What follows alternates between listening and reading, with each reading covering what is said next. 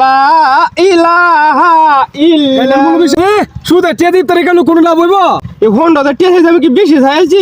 চিন্তাছ এতে বিললে মূল্যবি হইছে। ওই ওই কারো অত তারা হুরুর কই যাইতাছ? আরে আর কইস না, অত গুছে এবা যাইতাছস কি তো হইছে ক? যাইতাছি বেটা হ্যান্ডেল মূল্যবির দ্বারা 5,000 টাকা ছিলাম মনকে 15,000 টাকা বিললে দিতাম। তুই 5,000 টাকা আনছো তাহলে 15,000 টাকা হইতো করে। শুনছিলাম তো লোকটা অনেক ভালো নামাজ কালাম করে।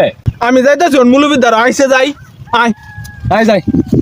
সুবহানাল্লাহ সুবহানাল্লাহ আলহামদুলিল্লাহ লা ইলাহা ইল্লাল্লাহ। মুলবি সাহেব সুবহানাল্লাহ কি হইছে?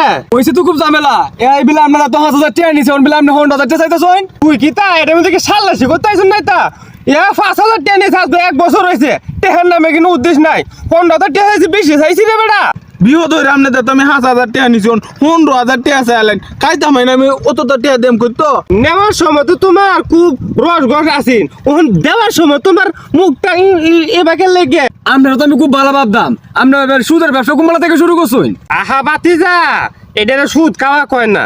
আমি তো মনে হয় নামাজ কালাম করি, রোজা টুজা রাহি, এটা সুদ খাওয়া কয় না বেড়া। এক বেড়ার একটা গরু কিনে দিলে এই হোন্ডা থেকে বেশি দিল।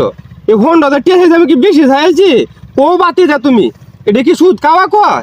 এই মূল্যবি সাহেব আমি 15,000 টাকা দিতাম না, আমি 5,000 টাকা দিতাম। এই 5,000 টাকা দিয়ে কি গ্রামের মানুষ ইতরি কেমন যাবো? তোর 15,000 টাকা দিয়ে লাগবো। আমি পুরা গ্রামের মানুষের ইতরি খাওয়াম। সুদে টেদি তরিকা কোন লাভ হইব? লাভ হয় আর না হোক, নামটা তুই বল যে হ্যান্ডেল মৌলবি পুরা গ্রামের মানুষের ইতরি খাওয়াইছে।